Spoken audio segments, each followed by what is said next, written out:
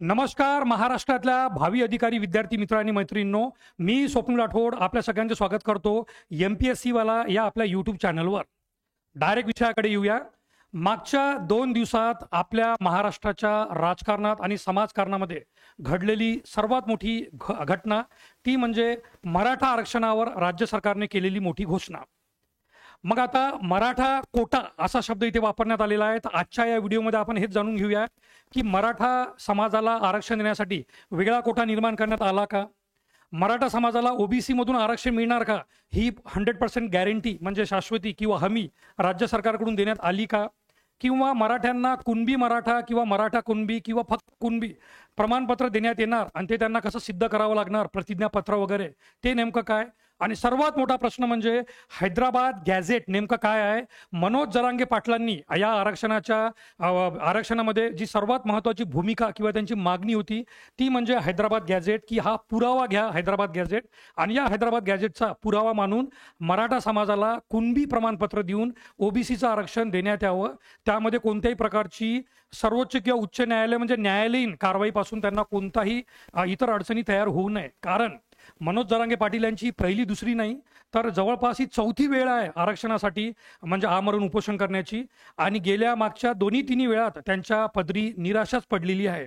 म्हणून आजच्या या व्हिडिओमध्ये आपण जाणून घेऊया की 1 मराठा लाख मराठा एवढा उत्स्फूर्त म्हणजे मुंबईच्या आझाद क्रांती मैदानावर 29 ऑगस्ट पासून मनोज जरांगे पाटील यांच्या नेतृत्वाखाली महाराष्ट्रातल्या संपूर्ण मराठा समाज एकवटला होता आणि त्यांनी आपली मागणी आणि त्यांनी आपली आरक्षणाची मागणी पूर्णत्वास यावी यासाठी आपले सर्व प्रयत्न आणि म्हणजे या उपोषणाच्या माध्यमातून गव्हर्नमेंटकडे सर्वतोपरी यांनी आपले साकडे घालण्याचा प्रयत्न केला. मग आता नेमकं यामध्ये घडलं काय तर तुम्ही बघू शकता, मनोज जरांगे पाटील हे छत्रपती शिवाजी महाराजांच्या आणि गणपती बाप्पाच्या इथे याच्या म्हणजे त्यांच्या चरणी इथे आमरण उपोषण त्यांनी आझाद मैदानावर सुरू केलेलं मुंबईमध्ये, आणि ती तारीख 29 ऑगस्ट ही तारीख. आता इथे मनोज जरांगे पाटील यांचं काय म्हणणं आहे ते सर्वात पहिले बघूया आपण, की मराठा आणि कुणबी एकच असून सरकारने मराठा समाजाला कुणबी प्रमाणपत्र द्यावं. आता इथे अनेक लोकांना हे समजून घ्यायला पाहिजे की सध्या तरी आपल्या महाराष्ट्रामध्ये मराठा आणि कुणबी हे दोन्ही वेगवेगळी आयडेंटिटी असणारे म्हणजे प्रवर्ग आहे. ओके, मी पुन्हा रिपीट करतो, सध्या तरी आपल्या महाराष्ट्रामध्ये मराठा आणि कुणबी अशा दोघांची कोणत्या ना कोणत्या पातळीवर एक वेगळी आयडेंटिटी आहे, आणि कुणबी समाज हा प्रत्यक्षपणे OBC मधून आरक्षण घेत आहे अनेक वर्षापासून कुणबी, आहे की नाही. परंतु मराठा समाज हा कुणबीच आहे का, किंवा मग मराठा आणि कुणबी एकच असून त्यांना कुणबी प्रमाणपत्र देण्यात यावं म्हणजेच मराठ्यांना OBC मधून आरक्षण देण्यात यावं, ही मनोज जरांगे पाटील यांची मुख्य मागणी आहे. मुख्य मागणी पहिला प्रश्न हा जिथे तयार होणार की राज्य शासन मराठा आणि कुणबी एकच आहे हे जे मनोज जरांगे पाटील यांचं वाक्य आहे, हे तंतोतंत या वाक्याला महाराष्ट्र शासन मान्यता देणार का, अधिकृतरित्या गव्हर्नमेंटच्या गॅझेटनुसार देणार का, पहिला प्रश्न हा. दुसरा, हैदराबाद गॅझेटचा दाखला किंवा पुरावा मनोज जरांगे पाटील देत आहे. तर नेमकं हेच बघूया आपण की हैदराबाद गॅझेटमध्ये काय नमूद होतं, आणि याच हैदराबाद गॅझेटचा दाखला किंवा पुरावा देऊन मराठा आणि कुणबी एकच आहे ही एवढी मोठी मागणी मनोज जरांगे पाटील यांनी केलेली आहे की मराठा आणि कुणबी एकच असून त्यांना मराठा समाजाला कुणबी प्रमाणपत्र द्या, आणि ही डिमांड महाराष्ट्र शासनाने मान्य केली आहे असं त्यांनी काल म्हटलं होतं. म्हणजे तुमच्यापैकी अनेकांना माहीत असेल, एकूण 8 मागण्या केल्या होत्या मनोज जरांगे पाटील यांनी. 8 मागण्या, त्या 8 पैकी महाराष्ट्र शासनाने 6 पूर्ण मान्य केल्या असं मनोज जरांगे पाटील आणि त्यांच्या समर्थकाचं म्हणणं आहे की मनोज जरांगे पाटील यांनी एकूण 8 मागण्या केल्या होत्या, 8 पैकी 6 मागण्या पूर्ण झाल्या. त्यातल्या बाकीच्या मागण्या सोडून बोला की आरक्षणामध्ये ज्यांच्यावर गुन्हे दाखल झाले होते, अनफॉर्च्युनेटली दुर्दैवाने अनेक मराठा तरुणांचा आणि तरुणींचा यामध्ये म्हणजे जी म्हणतो आपण त्याला आहुती किंवा त्यांचा प्राणत्याग झाला किंवा त्यांचा जीव गेला, त्यांच्या बाबतीत त्यांना काही भरपाई वगैरे नुकसान भरपाई होणार आहे का, त्यावर आपण वेगळा व्हिडिओ बनवूया. आजचा आपला व्हिडिओ जो आहे तो या 8 पैकी 6 ज्या मागण्या राज्य शासनाने पूर्ण केल्या त्यातली पहिलीच मागणी की मराठा आणि कुणबी यांना एकत्र मानून या मराठा समाजाला कुणबी प्रमाणपत्र देण्यात यावं का, आणि जर ते देण्यात आलं तर मग त्याचा समोर त्यासाठी हैदराबाद गॅझेटचा जो दाखला दिला तो नेमका काय. आता तुम्ही हे बघू शकता, हैदराबाद गॅझेटचं ओरिजिनल नाव होतं इम्पेरियल गॅझेटियर ऑफ इंडिया. ठीक आहे, याचं ओरिजिनल नाव जे आहे इम्पेरियल गॅझेटियर ऑफ इंडिया असं. यामध्ये हैदराबाद असं नाव मेन्शन नाही आहे, पण तुम्हाला माहित आहे की स्वातंत्र्यपूर्व भारतामध्ये स्वातंत्र्यपूर्व भारतामध्ये हैदराबाद स्टेट म्हणजे हे सर्वात मोठं संस्थान होतं, सर्वात मोठं संस्थान, ज्यांना आपण प्रिन्सली स्टेट सुद्धा म्हणतो. ओके, ज्या लोकांना संस्थानिक किंवा संस्थान माहीत नाही, यांना इंग्रजीमध्ये प्रिन्सली स्टेट माहिती असेल. प्रिन्सली स्टेट हैदराबाद आणि हैदराबादचा 7वा आणि आपला भारतातला शेवटचा निजाम म्हणजे मीर उस्मान अली, ज्याने त्या हैदराबाद संस्थानावर निर्विवाद राज्य केलं. हे हैदराबाद सर्वात मोठं संस्थान म्हणजे आजचा तेलंगणा आणि आंध्र प्रदेश, पूर्णच्या पूर्ण आंध्र प्रदेश आणि तेलंगणा, आणि त्यानंतर मराठवाडा, संपूर्ण मराठवाडा, त्यानंतर विदर्भाचा काही भाग आणि कर्नाटकाचा सुद्धा, उत्तर कर्नाटकाचे काही जिल्हे, आजच्या काळातले काही जिल्हे, एवढा मोठा प्रचंड म्हणजे या सगळ्यांचा एक एकत्रित येऊन नका एवढं मोठं प्रचंड हे हैदराबाद संस्थान होतं. आजचा पूर्णच्या पूर्ण मराठवाडा, पूर्ण तेलंगणा आणि आंध्र प्रदेश, विदर्भाचा काही भाग आणि कर्नाटकचा, उत्तर कर्नाटकाचा भाग. या हैदराबाद स्टेटमध्ये इंग्रजांनी 1901 मध्ये जनगणना केली. 1901 मध्ये इंग्रजांनी जनगणना केली, ज्याला आपण सेन्सस म्हणतो, सेन्सस. आणि या सेन्ससमध्ये प्रत्येक व्यक्तीची त्यांनी नका जनगणना करून त्यांची जातीनिहाय म्हणजे त्यांची कोणता व्यक्ती कोणता प्रोफेशनमध्ये आहे, शेती किती लोक करतात, शेतीच्या व्यतिरिक्त कृषीसोबत इतरही कोणते व्यवसाय करतात का, किती व्यापारी आहे, नेमका कोणत्या जातीतला व्यक्ती कोणता व्यवसाय करतो, याची डिटेलमध्ये मागणी दिलेली आहे, असं हैदराबाद गॅझेटचा पुरावा देत मनोज जरांगे पाटील यांनी म्हटलेलं आहे. आणि मनोज जरांगे पाटील हैदराबाद गॅझेटचा पुरावा का देत आहे, तर त्यांचं म्हणणं आहे की यापूर्वी 3 वेळा ते यापूर्वी सुद्धा ते 2 ते 3 वेळा उपोषणाला गेले, पण दोन्ही तिन्ही वेळा कुठे ना कुठे न्यायालयीन प्रक्रियेद्वारे आणि न्यायालयीन प्रक्रियेचा हवाला देत त्यांचं आरक्षण नाकारलं गेलं. त्यांचं हे स्पष्ट म्हणणं आहे की यंदा आम्हाला आरक्षण देताना कोणत्याही प्रकारचा न्यायालयीन अडथळा म्हणजे ज्युडिशियल ऑब्स्ट्रक्शन येऊ नये, यासाठी ते हैदराबाद या गॅझेटचा पुरावा देत आहे. मग आता हैदराबाद गॅझेट आणि सातारा संस्थांच्या नोंदी अशा नका दोघांचा पुरावा, पण विशेष करून हैदराबाद गॅझेटवर त्यांचा सर्वात जास्त फोकस आहे मनोज जरांगे पाटील यांचा. तर हैदराबाद गॅझेट आणि सातारा संस्थांच्या नोंदी आहे, त्यामध्ये कुणबी आणि मराठा एक आहे असं मनोज जरांगे पाटील यांचं म्हणणं आहे. आता हे मनोज जरांगे पाटील यांचं म्हणणं आहे, परंतु यावर अजूनही भरपूर तज्ज्ञांचं विविध प्रकारे मत नोंदवण्यात आलेलं आहे आणि ते मत देणं चालूच आहे. अजूनही भरपूर लोकांचं ते मत देणं चालू आहे. सांगण्याचा अर्थ की जिथे मनोज जरांगे पाटील यांचं हे वाक्य आहे की हैदराबादचं 1901चं गॅझेट आणि सातारा संस्थांमध्ये ज्या नोंदी आहे तिथे कुणबी आणि मराठा यांना एकच सांगितलेलं आहे असं मनोज जरांगे पाटील यांचं म्हणणं आहे. परंतु विविध घटनातज्ञ किंवा गॅझेटचा अभ्यास करणारे किंवा जनगणनेचा अभ्यास करणारे आणि मराठा आरक्षणाची बाजू मांडणारे वकील आणि त्यानंतर ओबीसी आरक्षणाचे जे विशेषज्ञ ज्यांनी ओबीसी आरक्षणावर अनेक पुस्तक लिहून काढलेले आहे, या सगळ्या लोकांचे विविध मतांतरे आहे. यामध्ये हैदराबाद गॅझेट निजामच्या काळातील ज्या निजामचं तुम्हाला आता नाव सांगितलं मी, 7वा आणि शेवटचा निजाम, तो म्हणजे मीर उस्मान अली. तर या मीर उस्मान अलीच्या काळात इथे ब्रिटिशकालीन डॉक्युमेंट आहे. तर हैदराबाद गॅझेट, आता गॅझेट या शब्दाचा नेहमी अर्थ होतो की गव्हर्नमेंटचं डॉक्युमेंट, आणि ऑब्वियस आहे आपण गोष्टी करतो 1901 म्हणजे ज्यावेळेस आपला भारत ब्रिटिशांचा गुलाम होता किंवा आपण ब्रिटिशांची वसाहत होतो, म्हणजे आपण स्वतंत्र नव्हतो, आणि त्यामुळे गव्हर्नमेंटचं गॅझेट म्हणजेच ब्रिटिशकालीन डॉक्युमेंट. तर हा शब्द जो आहे ब्रिटिशकालीन डॉक्युमेंट, ब्रिटिशांनी ही जनगणना केली आणि म्हणून नका ब्रिटिशांनी गॅझेट म्हणजे गव्हर्नमेंटचं राजपत्रक, ऑफिशियल नका त्यांचा कागद, हा ब्रिटिशकालीन डॉक्युमेंट आहे. आणि त्यावेळेसच्या हैदराबाद स्टेटची जनगणना आहे. नेमका हाच एक स्ट्रॉंग पॉईंट मनोज जरांगे पाटील महाराष्ट्र शासनासमोर म्हणजे विशेष करून देवेंद्र फडणवीस यांना समजून सांगण्याचा प्रयत्न करत आहे की ही जी हैदराबाद स्टेटची त्यावेळेसची 1901 मध्ये जनगणना झाली होती, या जनगणनेमध्ये मराठा आणि कुणबी यांना एकच सांगण्यात आलेलं आहे. जसं मी सुरुवातीला म्हटलं की आज मराठा हे वेगळं आहे आणि कुणबी यांची सुद्धा वेगळी ओळख आहे. मराठा आणि कुणबी यांची स्पष्टपणे वेगवेगळी ओळख आहे, जिथे की कुणबी हे ओबीसी मधून नाही का आरक्षण घेत आहे, परंतु मराठ्यांना अजूनपर्यंत ओबीसींना आरक्षण देण्यात आलेलं नाही. त्यामुळे हे वारंवार मी याच्यासाठी सांगत आहे की मनोज जरांगे पाटील सुद्धा हे का म्हणत आहे की मराठा कुणबी एकत्र आहे, कारण सध्याच्या परिस्थितीमध्ये आज आपण 2025 ला आहोत, सध्याच्या परिस्थितीमध्ये सुद्धा मराठा आणि कुणबी ही स्पष्टपणे ओळख आहे. आणि कुणबींना ओबीसी मध्ये आरक्षण आहे, पण मराठ्यांना सध्या ओबीसीचं आरक्षण नाही. आणि तेच मनोज जरांगे पाटील यांचं म्हणणं आहे की Maratha is A, Kunbi is B आणि आरक्षण इज सी. तर मग A is equal to B आणि B is equal to C, therefore A is equal to C. आहे की नाही, की मराठा हा कुणबी आहे आणि कुणब्यांना ओबीसीचं आरक्षण आहे, तर मराठ्यांना सुद्धा ओबीसीचं आरक्षण मिळावं असं मनोज जरांगे पाटील, म्हणून त्यांचं नका जरांगे पाटलांचं कुणबी आणि मराठा एकच आहे हे वाक्य. आणि त्यासाठी त्यांनी नका जे प्रूफ दिलेलं आहे ती म्हणजे हैदराबाद गॅझेटमध्ये नमूद असलेली हैदराबाद स्टेटची जनगणना.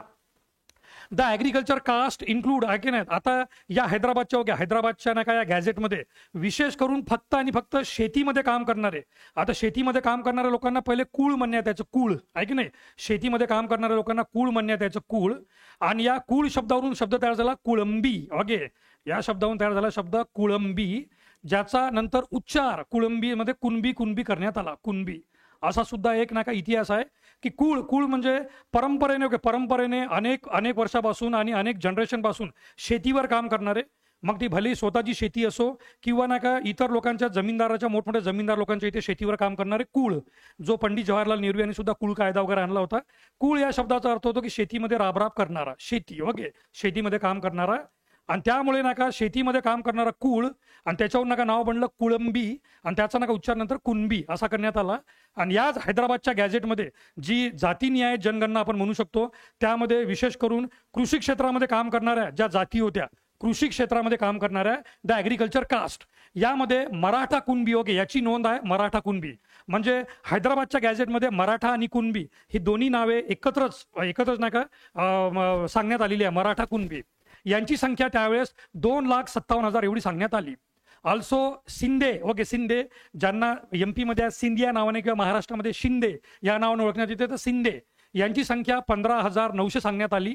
बंजारा जो समाज विदर्भ आणि मराठवाड्यामध्ये फार जास्त पसरलेला आहे, ज्यामध्ये राठोड, चव्हाण, पवार, आडे, जाधव आणि हे रामावत, मेघावत वगैरे हे सगळे जे नाव फेमस आहे, तर ते बंजारा समाज. ओके, बंजारा समाज तो 8,900.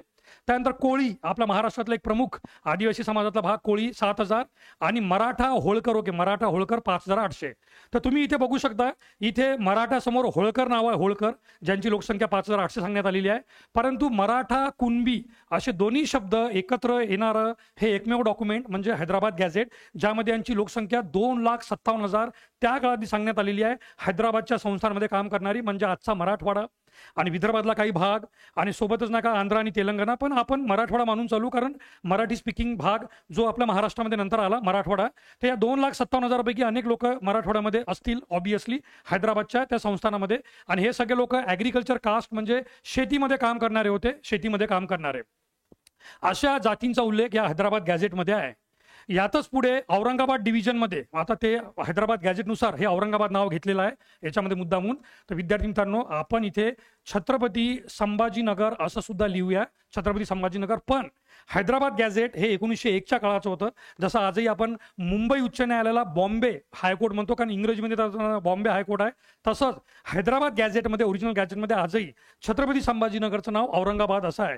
तर छत्रपती संभाजीनगर आजचं म्हणजे त्या काळातलं औरंगाबाद डिव्हिजनमध्ये परभणी डिस्ट्रिक्ट अंतर्गत कास्ट अँड ऑक्युपेशन, म्हणजे कास्ट म्हणजे जात, आणि या जातीनुसार कोणाचा कोणता व्यवसाय होता, ऑक्युपेशन म्हणजे व्यवसाय. तर कास्ट आणि ऑक्युपेशन अंतर्गत सर्वात जास्त जाती शेती करणाऱ्या, हे शब्द सगळ्या लोकांनी बघा, सर्वात जास्त जाती शेती करणाऱ्या, म्हणजे शेती करणाऱ्या जेवढ्याही जाती होत्या आता ज्या आपण नाव बघितल्या, शेती करणाऱ्या मराठा कुणबी, बंजारा, कोळी, त्यानंतर मराठा होळकर, शिंदे, या सगळ्या आपण ज्या जातीचे नाव बघितले आता गॅझेटमध्ये, या सगळ्या जातीपैकी सर्वात जास्त शेती करणाऱ्या कुणबीच्या आहे, कुणबीच्या. कारण नावच तसं पडलं ना, शेती करणारे कुळ, आणि कुळावरून कुळंबी, आणि कुळंबीवरून उच्चार झाला कुणबी असा. तर सर्वात जास्त शेती करणारे कुणबींची आहे. आणि ऑब्विसली कुणबी सोबत या गॅझेटमध्ये मराठा हे नाव वाटायचं आहे, मराठा हे नाव वाटायचं आहे. 2,57,000 लोकसंख्येवाला, ज्यांची संख्या 2,60,800 किंवा 40% जास्त आहे असा उल्लेख करण्यात आलेला आहे त्या हैदराबाद गॅझेटमध्ये. मग आता 1901 मध्ये ही जनगणना करण्यात आली ब्रिटिशांकडून, कारण आपण त्यावेळेस ब्रिटिशांचे गुलाम होतो. आणि हैदराबाद हे सर्वात मोठे संस्थान होते, ज्यामध्ये आजच्या मराठवाड्याच्या 5 जिल्ह्यांचा सरळ समावेश होता. ते म्हणजे छत्रपती संभाजीनगर, आपण औरंगाबाद, ओके, औरंगाबाद ज्याला पहिले महत्व होतं, छत्रपती संभाजीनगर, बीड, नांदेड, परभणी आणि धाराशिव, ज्याला पहिले उस्मानाबाद असं नाव होतं, उस्मानाबाद. तर छत्रपती संभाजीनगर, बीड, नांदेड, परभणी आणि धाराशिव म्हणजे मोठमोठे आजही नाका मराठवाड्यातले मोठमोठे जिल्हे आणि मोठमोठे नाका भाग हे हैदराबाद संस्थानाचे भाग होते. यात मराठा कुणबी. ओके, मराठा कुणबी बघा, पुन्हा जो शब्द आहे या गॅझेटमध्ये तो मराठा कुणबीच आहे, म्हणजे सेपरेट मराठा किंवा सेपरेट कुणबी असे दोन्ही शब्द नाही, मराठा कुणबी असा सोबत शब्द आहे. तर या मराठा कुणबी जातीचा उल्लेख स्वतंत्र नसून एकत्रित केला गेलेला आहे. हे वाक्य पुन्हा विद्यार्थी मित्रांनो बघा, यात मराठा कुणबी या जातींचा उल्लेख स्वतंत्र नसून स्वतंत्र. कारण मी तुम्हाला सुरुवातीलाच म्हटलं की आजही आपण 2025 मध्ये आहोत आणि तुम्ही स्वतः जाणून घ्या की मराठा हा समुदाय वेगळा आहे आणि कुणबी हा समुदाय वेगळा आहे. दोघांचीही स्वतंत्र सेपरेट आयडेंटिटी आहे, सेपरेट आयडेंटिटी. म्हणूनच ना काय सर्व प्रकरण आहे, दोघांची सेपरेट आयडेंटिटी आहे. परंतु हैदराबाद गॅजेटमध्ये मराठा आणि कुणबी असं वेगवेगळं नाव नसून, स्वतंत्र नसून एकत्रितरित्या उल्लेख केला गेलेला आहे. म्हणूनच हैदराबाद गॅजेटचा आधार घ्यायचा असं जरांगे पाटील यांनी म्हटलेलं आहे की जेणेकरून समजा उद्या हे मॅटर हायकोर्ट किंवा सर्वोच्च न्यायालयात गेलं तर तिथे या हैदराबाद गॅजेटचा पुरावा देता आला पाहिजे आणि सांगता आला पाहिजे की बघा, आज जरी मराठा आणि कुणबी वेगवेगळे आहे परंतु ब्रिटिश काळापासून ही एकच जात आहे, एकच जात. त्यामुळे मराठ्यांनाच कुणबी मानण्यात यावं आणि कुणब्यांना जे ओबीसीचं आरक्षण आहे तसंच नका मग मराठ्यांना कुणबी मानून तेच आरक्षण मराठ्यांना देण्यात यावं, असा एक युक्तिवाद म्हणजे सर्वोच्च किंवा उच्च न्यायालयात होऊ शकतो. या जनगणनेत कुणबी समाजाची लोकसंख्या म्हणजेच मराठा समाजाची लोकसंख्या आहे असे मराठा आरक्षणाची बाजू मांडणाऱ्या वकिलाचं म्हणणं आहे. कारण ते एक तर शब्द सोबत आलेले आहे, मराठा कुणबी, ओके, मराठा कुणबी असे शब्द एकत्रित आलेले आहे. आणि त्या काळात नका शेती करणारे, ओके, शेती करणाऱ्यांची जी संख्या आहे त्यामध्ये 40% ओके 40% जास्त संख्या याच लोकांची आहे, म्हणजे मराठा कुणबींची आहे, मराठा कुणबींची. असं नका त्यांनी नका स्पष्टपणे हैदराबाद गॅजेटमध्ये नमूद केलेलं आहे. त्यावेळी कुणबी म्हणून जी लोकसंख्या गणली गेली ती लोकसंख्या ग्राह्य धरून मराठा समाजाला कुणबी प्रमाणपत्र द्या असा तो विषय आहे. म्हणजे ओव्हरऑल हे मनोज जरांगे पाटील यांचा जो स्पष्टपणे पॉईंट आहे की सिंपल, मी जे तुम्हाला मग म्हटलं की ए okay A is equal to B आणि B is equal to C. म्हणजे ए आपण मराठा आहे, बी कुणबी आहे आणि सी आरक्षण पाहिजे. तर सध्या बीला सी भेटतं, ओके, बीला सी म्हणजे बी कुणबी आहे आणि सी आरक्षण भेटतं. मग ए इज इक्वल टू बी आहे तर सरळ सरळ ए इज इक्वल टू सी सुद्धा करा गणिताचा फॉर्म्युला, असं मनोज जरांगे पाटील यांचं म्हणणं आहे ओव्हरऑल. की जेव्हा हैदराबाद गॅजेटमध्येच मराठा आणि कुणबी अशी वेगवेगळी ओळख नाही, एकत्र ओळख आहे, मग कुणबी काय मराठा काय, आम्हाला सुद्धा आता मराठ्यांना कुणबीच माना, आम्हाला कुणबी प्रमाणपत्र द्या आणि कुणब्यांना जे आरक्षण आहे अगेन त्याच आरक्षणामधून आम्हाला आरक्षण द्या. म्हणजे यावेळेस शब्दरचना ही थोडी बदललेली आहे असं आपण म्हणू शकतो. शब्दरचना पहिले सरसकट असं म्हणण्यात आलं होतं की आम्हाला ओबीसी मधूनच आरक्षण द्या, परंतु आता असं म्हणण्यात येत आहे की आम्ही कुणबीच आहे आणि मग कुणब्यांना ओबीसी मधून आरक्षण आहे तर आम्हाला नॅचरली ते आरक्षण भेटलं पाहिजे असं मनोज जरांगे पाटील यांचं म्हणणं आहे. आता महाराष्ट्राचे मुख्यमंत्री देवेंद्र फडणवीस यांच्याकडे हे मॅटर गेलं, 29 तारखेपासूनच हे मॅटर गेलं. कारण त्यांच्याच ओके तेच आता सध्या महाराष्ट्राचे सर्वेसर्व आहे आणि त्यांची ओळख म्हणजे कोणताही विषय अभ्यास केल्याशिवाय ते मांडत नाही. त्यांचं अनेक वेळा वाक्य प्रसिद्ध आहे की मी या गोष्टीवर अभ्यास करतोय, राज्य शासन या गोष्टीची चर्चा करतोय, राज्य शासन या गोष्टीची अभ्यास करताय. असे अभ्यासू व्यक्तिमत्व जे अभ्यास केल्याशिवाय कोणताही एकही पॉईंट बोलत नाही किंवा मांडत नाही ते म्हणजे देवेंद्र फडणवीस महाराष्ट्राचे मुख्यमंत्री. यांचं म्हणणं काय आहे बघा, आता यांचं आणि यांच्या मंत्रिमंडळाचं म्हणणं काय आहे. हैदराबाद गॅझेट लागू करण्याबाबत कायदेशीर सल्ला घेणार. म्हणजे या गोष्टीतून तुम्हाला अजून क्लिअर होऊन जाणार की सध्या तरी मराठा समाजाला आरक्षण सरसकट प्राप्त झालेलं आहे का, किंवा मराठा शासनाने महाराष्ट्र गव्हर्नमेंटने तशी घोषणा केली आहे की आहे का नाही. अजूनही मराठा समाजाला आरक्षण कुणब्यांमधून देण्यात येत आहे का, किंवा ओबीसी मधून देण्यात येत आहे का, किंवा इतरही कोणत्या पद्धतीने देण्यात येत आहे का, हे सध्या तरी महाराष्ट्र गव्हर्नमेंटने स्पष्ट केलं नाही. महाराष्ट्र गव्हर्नमेंटचं सरळ सरळ काय म्हणणं आहे, हैदराबाद गॅजेट लागू कसा करावा, त्याच्यामध्ये हैदराबाद गॅजेटमध्ये कोणत्या जाती होत्या, शेती करणाऱ्या कोणत्या जाती होत्या, कुणबी मराठा किंवा मराठा कुणबी किंवा फक्त कुणबी यांचा अभ्यास करण्यात येईल, तर यावर कायदेशीर सल्ला घेण्यात येईल. म्हणजे अजूनही काही झालं नाही, फक्त सल्ला घेण्याची प्रोसेस आहे. सर्वोच्च न्यायालयाच्या या पूर्वीच्या निर्णयाप्रमाणे सरसकट आरक्षण देता येणार नाही, कारण सर्वोच्च न्यायालयाने यापूर्वीच मराठा आरक्षणाला 2 वेळा खारिज केलेला आहे. मराठा आरक्षणाला सरळ सरळ खारिज केलेला आहे सर्वोच्च न्यायालयाने.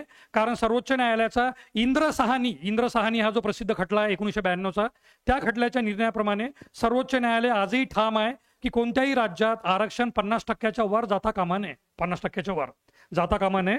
तर हे सर्वोच्च न्यायालयाच्या पूर्वीच्या निर्णयाप्रमाणे सरसकट आरक्षण देता येणार नाही. हे म्हणजे मनोज जरांगे पाटील यांना सुद्धा माहीत आहे, मुख्यमंत्री देवेंद्र फडणवीस यांना सुद्धा माहीत आहे, आणि ज्या लोकांना हे आरक्षण वगैरे किंवा लिगल लँग्वेज कळते त्यांना सुद्धा माहीत आहे.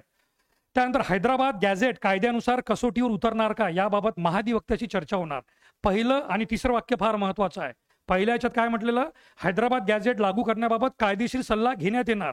म्हणजे अजून हैदराबाद गॅझेट आम्ही लगेच अंमलबजावणी करू असं म्हटलेलं नाही. पहिले याबाबत कायदेशीर सल्ला घेण्यात येणार आणि तो कायदेशीर सल्ला महाधिवक्त्याकडून घेण्यात येणार, ज्याला आपण म्हणतो ॲडव्होकेट जनरल ऑफ स्टेट, म्हणजे ॲडव्होकेट जनरल ऑफ महाराष्ट्र. आणि हैदराबादचा गॅझेट कायद्यानुसार कसोटीवर उतरणार का, कसोटीवर उतरणार कशाच्या कायद्यानुसार. म्हणजेच सेकंड प्रश्न, यापूर्वी हा मराठा आरक्षणाचा विषय जेव्हा जेव्हा न्यायालयात गेला तर न्यायालयाकडून त्यांना आरक्षण नाकारण्यात आलं. मग यावेळेस समजा हे मॅटर न्यायालयात गेलं तर ते न्यायालयाच्या कायद्यानुसार किंवा कायद्याच्या कसोटीवर उतरणार का, यासाठी महाधिवक्ताची चर्चा होणार. म्हणजे अजून तरी देवेंद्र फडणवीस यांच्याकडून मराठा समाजाला सरसकट आरक्षण देण्यात आलं का, देण्यात आलं का, तर बिलकुल उत्तर आहे नाही. अनेक जागी अशी चर्चा वगैरे आहे की झालं हे आरक्षण देण्यात आलं म्हणून, परंतु नाही. हे विद्यार्थी मित्रांनो लक्षात घ्या, आरक्षण प्रत्यक्षपणे भेटणे, ते गव्हर्नमेंटच्या गॅजेटमध्ये त्याची नका प्रति छापणे आणि त्यावर घटना दुरुस्ती होणे किंवा GR काढणे, या सगळ्या वेगवेगळ्या गोष्टी आहेत. तर सध्या तरी महाराष्ट्र शासनाच्या या तीन भूमिका आहे, जे तिन्ही तुमच्यासमोर मांडलेल्या आहे. म्हणजे अजून तरी पूर्णपणे GR सुद्धा लागू झाला नाही, हैदराबादचा GR लागू झाला नाही. फक्त त्याबाबतची घोषणा करण्यात आलेली आहे की आम्ही समोर जाऊन GR लागू करू भविष्यकाळ. त्यानुसार मग तुम्हाला आरक्षण देण्याचा प्रयत्न करू भविष्यकाळ. आणि यामध्ये आता देवेंद्र फडणवीस आणि त्यांच्या मंत्रिमंडळाने सांगितलेलं आहे की एक समिती नेमण्यात येईल आणि ही समिती गाव पातळीवर नेमण्यात येईल. गाव पातळीवर आहे की नाही, गाव पातळीवर म्हणजे लोकसंख्या जनगणनेचं जे काम आहे, लोकसंख्या मोजण्याचं काम, कुणबी किती मराठा किती, याचं काम एकदम लोकल लेवलपासून म्हणजे ग्रासरूट पासून तळागाळातून होईल. तर गाव पातळीवर एक समिती नेमण्यात येईल. हैदराबाद गॅझेटबाबत काढलेल्या GR नुसार, GR गव्हर्नमेंटचं जे आहे, तर GR नुसार हैदराबाद गॅझेटियर मधल्या नोंदी विचारात घेऊन मराठा समाजाच्या पात्र व्यक्तींना, जसं हैदराबाद गॅझेटमध्ये मराठा कुणबी असं सोबत नाव विचारलेलं, मराठा कुणबी असं सोबत नाव आलेलं आहे, ज्यांची लोकसंख्या 2,57,000 समथिंग दाखवलेली आहे. तर मराठा कुणबी असे दोन्ही शब्द एकत्र आलेले आहेत. तर हैदराबाद गॅझेटियर मधल्या नोंदी विचारात घेऊन मराठा समाजाच्या पात्र व्यक्तींना कुणबी म्हणजे फक्त आणि फक्त कुणबी सर्टिफिकेट किंवा मराठा कुणबी जे नाव गॅझेटियरमध्ये होतं किंवा कुणबी मराठा आहे की नाही, मागे पुढे एकच अर्थ होतो, मराठा कुणबी किंवा कुणबी मराठा, जातीचे प्रमाणपत्र मिळवण्यासाठी चौकशी करून एन्क्वायरी करून सक्षम प्राधिकाऱ्यास सहाय्य करण्याच्या दृष्टीने अहवाल देण्यासाठी. तर सध्या तरी म्हणजे प्रोसेस अजून मोठी आहे, हे तुम्हाला लक्षात येईल. यापूर्वीच्या स्लाइडमध्ये मी सांगितलं की गव्हर्नमेंट अजूनही फक्त चर्चा करत आहे, महाधिवक्त्याकडून चर्चा करणार, कायदेशीर सल्ला घेणार, म्हणजे गव्हर्नमेंट फक्त सध्या सल्ला घेण्याच्या प्रोसेसमध्ये आहे. आणि त्यातही जी समिती नेमण्यात येणार, ही समिती सर्व अभ्यास करून हैदराबाद गॅजेटच्या नोंदी विचारात घेऊन मराठा कुणबी या दोन्ही शब्दाचा आणि शेतीमध्ये काम करणाऱ्या किती जाती होत्या या सगळ्यांचा विषय करून त्यांच्या नोंदी घेऊन मराठ्यांना कुणबी किंवा मराठा कुणबी हे जातीचं प्रमाणपत्र त्यांना चौकशी करून नका देण्यात येईल की नाही, यासाठी समिती नेमण्यात येईल. त्यानुसार भूमिहीन म्हणजे ज्याजवळ बिलकुल जमीन नाही, शेतमजूर, ॲग्रिकल्चर लेबर, शेतीमध्ये काम करणारा, भूधारक, मग तो अल्प भूधारक असो, सीमांत भूधारक असो, किंवा गव्हर्नमेंटच्या कायद्यानुसार ज्याच्याजवळ जमीन आहे जेवढी एकर असेल तेवढी, किंवा बटई शेत करत असेल, या व्यक्तीकडे शेत जमिनीची मालकी असल्याचा पुरावा नसल्यास, ठीक आहे, शेत जमिनीची मालकी असल्याचा पुरावा नसल्यास त्यांनी त्यांचे पूर्वज संबंधित स्थानिक क्षेत्रामध्ये राहत असल्याबाबतचे प्रतिज्ञापत्र सादर करावे लागणार. हा सुद्धा एक फार मोठा चॅलेंजिंग टास्कच आहे की आमचे म्हणजे आता समजा मी एक मराठा आहे, तर नका मग माझे पूर्वज माझ्याजवळ सध्या नका शेत जमिनीचा पुरावा नाही, तर मग माझे पूर्वज या गावात राहत होते, ते कोणत्या ना कोणत्या शेतीमध्ये कूळ म्हणून काम करत होते, त्यांच्या गावाच्या कोणत्या नका याच्यामध्ये दाखल्यामध्ये त्यांचं नका कोणत्या दाखल्यात नाव आहे का, किंवा नका म्हणजे कोतवाल नोंद आहे का, किंवा कोणत्या 7/12 त्यांची नोंद आहे का, असे विविध प्रकारचे त्यांना हे म्हणजे क्षेत्रामध्ये राहत असलेल्या बाबतचे प्रतिज्ञापत्र सादर करावे लागणार आहे. प्रतिज्ञापत्र. आता यामध्ये जर मराठा समाजातला व्यक्ती कुणबी प्रमाणपत्र सादर करून सिद्ध करीत असेल तर OBC मधून आरक्षण देण्यात येईल. हे वाक्य म्हणजे शासनाकडून ग्वाही देण्यात आलेली. जर मराठा समाजातला व्यक्ती आता मागच्या स्लाइडवर आपण बघितल्याप्रमाणे जर तो किंवा त्याचे पूर्वज इथे राहत होते आणि त्यांचे पूर्वज शेती करत होते किंवा बटईने काम करत होते किंवा शेती या व्यवसायात गुंतलेले होते आणि त्यांना नका मग त्यांचं नका ते नाव वगैरे, तर ते मराठा समाजातले व्यक्ती कुणबी प्रमाणपत्र किंवा जे प्रतिज्ञापत्र आहे ते सादर करून सिद्ध करत असेल की होय मी किंवा माझे पूर्वज हे कुणबी म्हणून आहे कुणबी, तर कुणबी प्रमाणपत्र करून सिद्ध करीत असेल तर OBC मधूनच आरक्षण देण्यात येईल. आता याच्यामध्ये सर्वात महत्त्वाची गोष्ट की वेगळा मराठा कोटा राहणार नाही. हे सुरुवातीला म्हटलं वेगळा मराठा कोटा, आपल्या हेडिंग स्लाइडवर सुद्धा होतं मराठा कोटा, पण गव्हर्नमेंटने कुठेही डिक्लेअर केलं नाही की वेगळं मराठा कोटा म्हणजे वेगळं मराठा आरक्षण असणार. आणि इनफॅक्ट मनोज जरांगे पाटील यांची सुद्धा भूमिका हीच आहे की वेगळं मराठा आरक्षण नकोच, त्या मराठ्यांना कुणबी मानून कुणबी प्रमाणपत्र देऊन त्यांना कुणबी समजूनच कुणबींना जे OBC आरक्षण आहे त्या OBC मधून आरक्षण देण्यात यावं. त्यामुळे वेगळा मराठा कोटा नाही, हे सगळ्या लोकांनी लक्षात घ्यावं. आता यामध्ये काही जे लोक पहिलेपासून आता OBCचं आरक्षण घेत आहे, आता तुमच्यापैकी अनेक विद्यार्थी म्हणजे ओबीसी सध्या ओबीसी मध्ये आहे. तर असा प्रचंड मोठा समाज आहे भारतातच आहे, पण आपल्या महाराष्ट्रामध्ये सुद्धा ओबीसी समाज, आणि त्या ओबीसी मध्ये विविध जाती आहे, विविध जाती. तर या विविध जाती ज्या other backward classes, okay, C म्हणजे क्लासेस आहे, क्लासेस, या सीचा अर्थ होतो क्लासेस, ज्याला म्हणतात वर्ग. याला कास्ट कधीच म्हणू नका. अनेक लोक अदर बॅकवर्ड कास्ट म्हणतात. अदर बॅकवर्ड कास्ट नाही, हा अदर बॅकवर्ड क्लास आहे. क्लास म्हणजे वर्ग, इतर मागास वर्ग.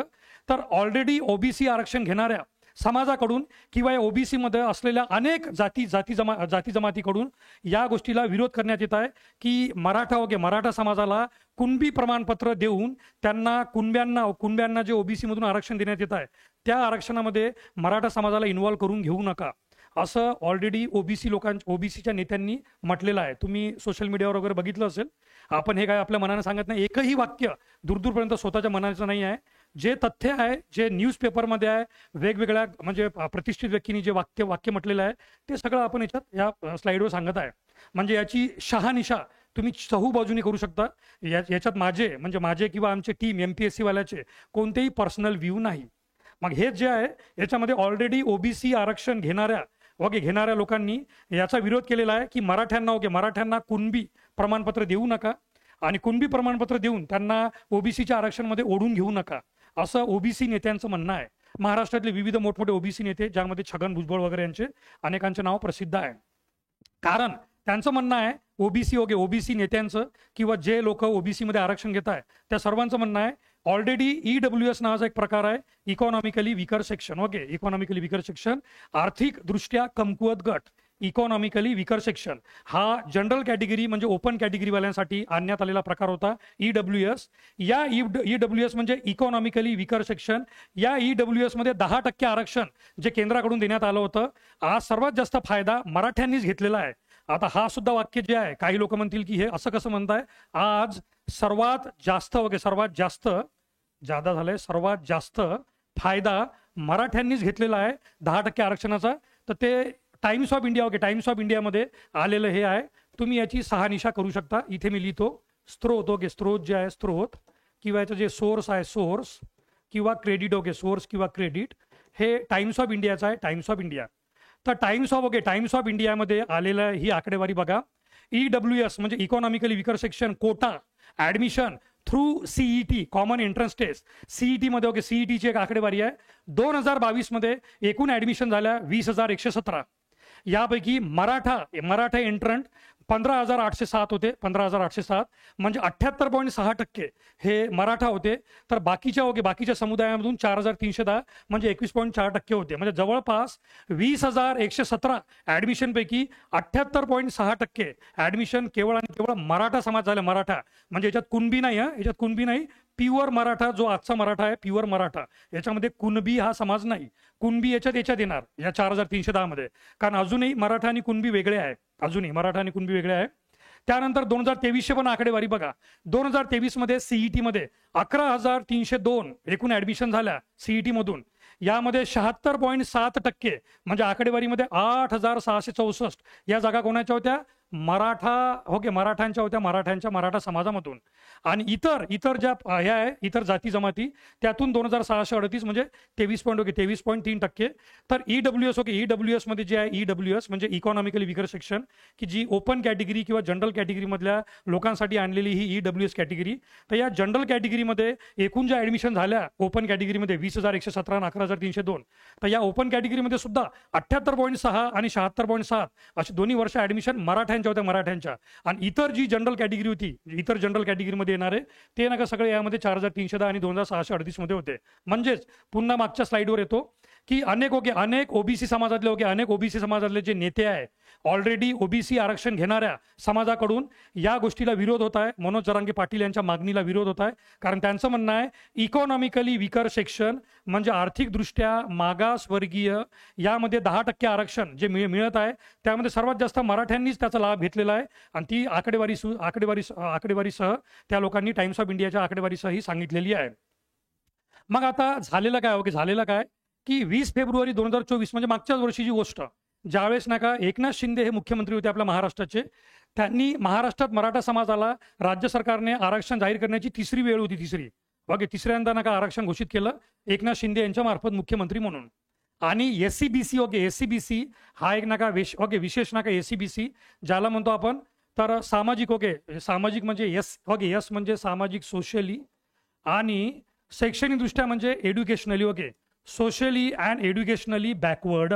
ठीक आहे, सोशली अँड एज्युकेशनली बॅकवर्ड ज्याला म्हणतो आपण सामाजिक आणि शैक्षणिकदृष्ट्या मागासवर्गीय. कारण आपल्या भारतीय राज्यघटनेच्या कलम 15(4) कलम 15(5) आहे की नाही, या 15(4) आणि 15(5) जो आरक्षणाचा बेसिक कलम आहे, आरक्षणाचं बेसिक कलम हे जे कलम 15 आहे, कलम 15 हे आरक्षणाचं बेसिक कलम आहे, बेसिक कलम. तर या आरक्षणाचं बेसिक कलम म्हणजे कलम 15.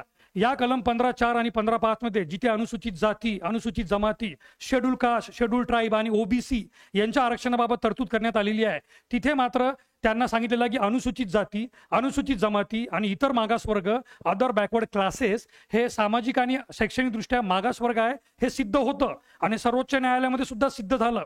हे सुद्धा एक चॅलेंज आहे, हे सुद्धा एक चॅलेंज आहे मनोज जरांगे पाटील यांच्या समोर. म्हणूनच मनोज जरांगे पाटील यांनी त्यांना माहित होतं की हे सामाजिक आणि शैक्षणिकदृष्ट्या मागासवर्ग हे सिद्ध करता येतं का, गरीब मराठा असो किंवा श्रीमंत मराठा असो, पण ओव्हरऑल ज्या मराठ्यांसाठी ते आरक्षणाची डिमांड करत आहे त्या मराठा समाजाला सामाजिक आणि शैक्षणिकदृष्ट्या मागासवर्ग घोषित करता येईल का.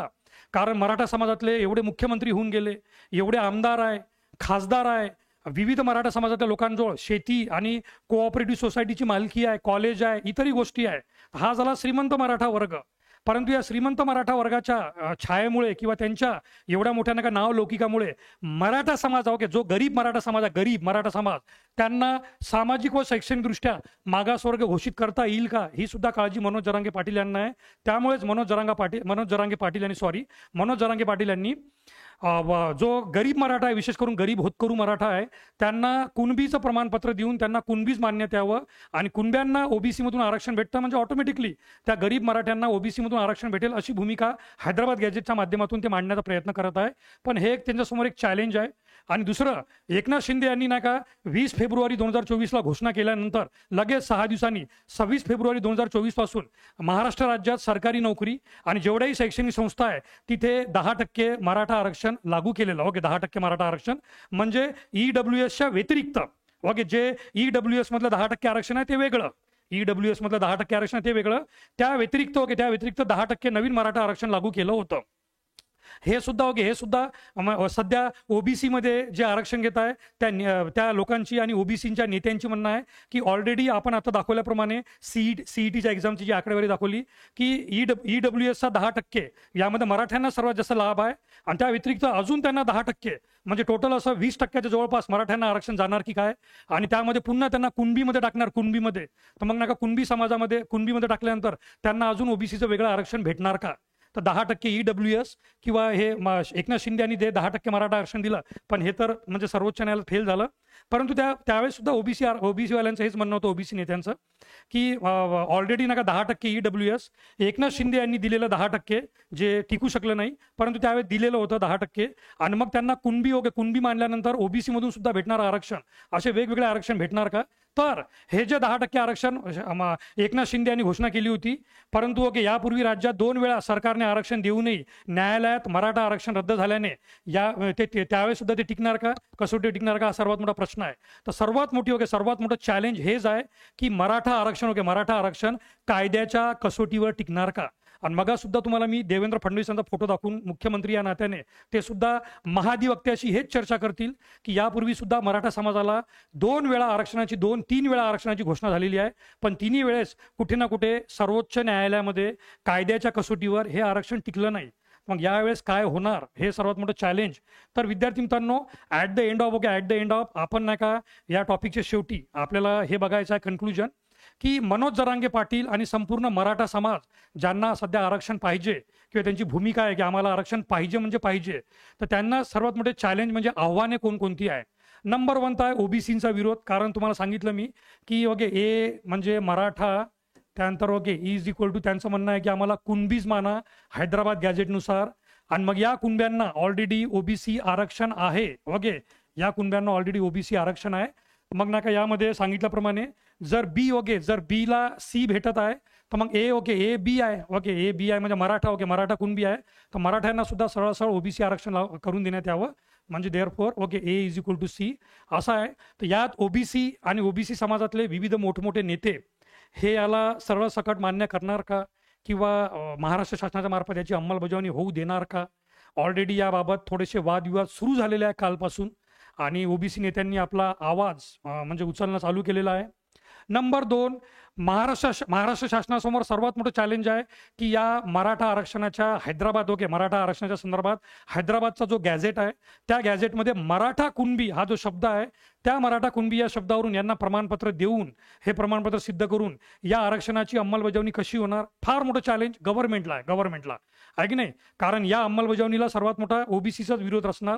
त्यानंतर भारतीय राज्यघटनेमध्ये जी 102वी घटनादुरुस्ती झाली, 102 नंबरची घटनादुरुस्ती झाली, 102 नंबरची घटनादुरुस्ती, या 102 नंबरच्या घटनादुरुस्तीने एक संवैधानिक संस्था तयार केली, ती म्हणजे national Commission for backward classes, राष्ट्रीय इतर मागासवर्गीय आयोग. ओके, राष्ट्रीय इतर मागासवर्गीय आयोग.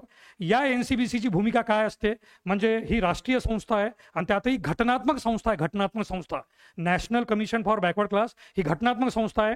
ही घटनात्मक संस्था हैदराबाद गॅजेटचा अभ्यास करेल, महाराष्ट्र शासन हैदराबाद गॅजेटचा अभ्यास करेल, मोठमोठे वकील लोक सुद्धा हैदराबाद गॅजेटचा अभ्यास करेल. आणि या सगळ्यांचा अभ्यास केल्यानंतर एनसीबीची भूमिका काय असणार की मराठ्यांना कुणबी मानण्यात यावं का, हैदराबाद गॅजेटला योग्य पुरावा मानण्यात यावं का, आणि हैदराबाद गॅजेट जर एक पुरावा आहे तर तोच अंतिम आणि शेवटचा पुरावा आहे का, या व्यतिरिक्त बाकीचेही काही पुरावे सादर करता येतात का? कारण न्यायालयाची एक भूमिका असते की न्यायालय कधीच एका पुराव्यावर विश्वास ठेवत नाही. पुराव्यांसोबत अनेक त्यांना पुरावे, साक्षी, ग्वाही आणि इतरही गोष्टींची त्यांना नका गरज असते. तर सर्वात महत्त्वाची गोष्ट आहे की मराठ्यांना कुणबी मानण्यात यावं. मराठा कुणबी हा शब्द हैदराबाद गॅजेटमध्ये सोबत आलेला आहे, तर तो एकमेव पुरावा म्हणजे सफिशियंट असेल का, इनफ? आणि सर्वात महत्त्वाची गोष्ट, सर्वोच्च न्यायालयामध्ये हे आरक्षण टिकणार का, याला बाकीचे लोक चॅलेंज करणार का? आणि चॅलेंज केलं तर मराठा आरक्षणाची बाजू मांडणाऱ्या वकिलांना हा कॉन्फिडन्स आहे का की त्यांचं सर्वोच्च न्यायालयात हे आरक्षण टिकणार का?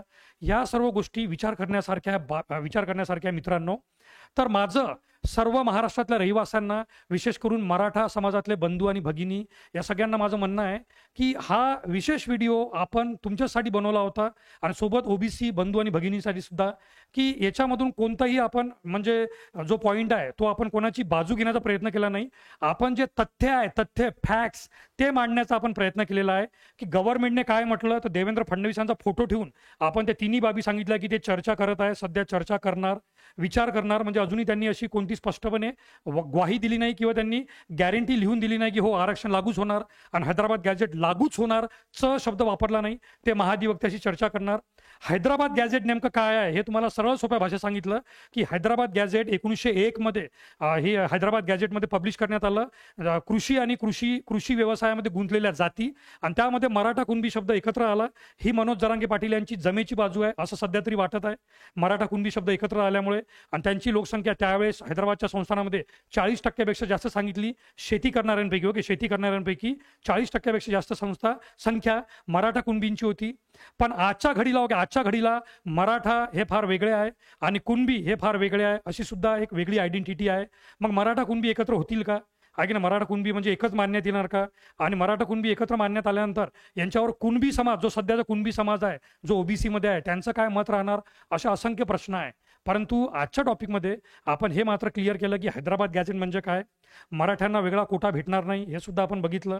आणि जेवढेही सध्या मागच्या 1-2 दिवसात घटना घडलेल्या आहे त्याचे फॅक्ट्स, तथ्य आणि कायदेशीर बाबी आणि काय होऊ शकतं आणि काय होऊ शकत नाही यावर आपण हे एक म्हणजे चर्चा घडून आणली. यावर आता तुमचे काय मत आहे ते सांगण्याचा प्रयत्न करा. आणि मी स्वप्नील राठोड पुन्हा हे सांगतो की या आपल्या पूर्ण व्हिडिओमध्ये जेवढेही तथ्य आम्ही मांडले, फॅक्ट्स, ते तथ्य पूर्णपणे कोणत्या ना कोणत्या सोर्सेसमधून घेण्यात आलेले आहे. गव्हर्नमेंटच्या सोर्सेसमधून, न्यूज चॅनलच्या सोर्सेसमधून, कालपासून ज्या घटना घडत आहेत विविध वृत्तपत्रामधून ह्या सोर्सेस घेण्यात आलेल्या आहे. इथे कोणतंही मत माझं पर्सनल किंवा माझी टीम MPSC वाला यांचं कोणतंही मत नाही आहे. याबाबत तुम्हाला अजून काही ॲड करायचं आहे आमचं कमेंट बॉक्स ओपन आहे. बिंदास प्रश्न विचारा. तुमच्या प्रत्येक कमेंटला आम्ही उत्तर देण्याचा प्रयत्न करू. आणि यावर अजून काही आवश्यकता लागली तर अजून 15-20 मिनिटाचा एखादा छोटेखानी व्हिडिओ नक्कीच बनवण्याचा प्रयत्न करू. तोपर्यंत धन्यवाद. जय हिंद, जय महाराष्ट्र, जय संविधान. थँक्यू सो मच विद्यार्थी मित्रांनो. थँक्यू.